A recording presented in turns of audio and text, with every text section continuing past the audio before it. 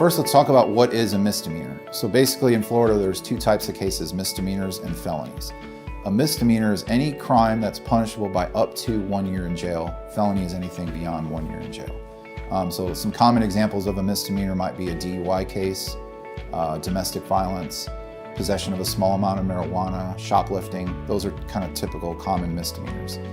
The court process starts with the first court date, which is called plea day or arraignment. At that court date, the judge is going to advise you of what your charges are. He or she is going to advise you that you have the right to an attorney or to have one appointed, and then they're going to assign court dates that come after the plea day. As long as you have an attorney before the plea day, we'll file what's called a written plea of not guilty and a waiver of arraignment. What that does is it cancels your first court date. It's not a failure to appear. You don't get in trouble. You're just appearing in writing through your attorney. After the plea day, your case is going to get scheduled for, it's really a pretrial conference, but your court paperwork is going to say either jury pretrial or judge pretrial. A jury pretrial conference is the one that we recommend because that puts you on track towards a jury trial, whereas a judge pretrial puts you on track towards a judge or bench trial, which we almost never recommend. Sometimes for clients that are unrepresented, they will put you on that judge trial track because you don't know any different, and they're taking away your right to a jury trial. So the first thing we do is check that, and if need be, we transfer the case to a jury trial docket. Depending on which judge is assigned to your case, you may or may not have to appear at the pretrial conference. Most of our judges here in Okaloosa County allow the attorney to appear on your behalf.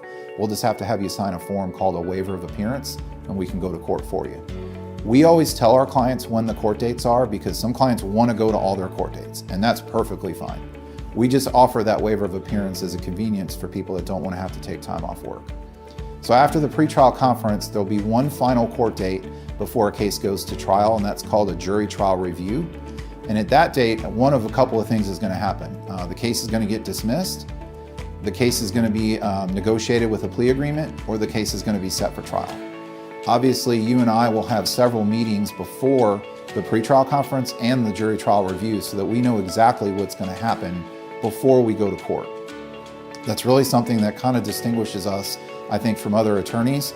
If you go to the courthouse, you'll see a lot of attorneys scrambling at the last second, talking to their clients at the very last minute, and then the client only has a few seconds to make really what could be big decisions about how their future is going to be affected by this. We always make every effort to get the client into our office before the court date so that we can talk and take all the time we need. The client knows what's going to happen when they walk into court, and it's kind of consistent with our number one goal, which is lowering stress, helping make this process a little bit easier.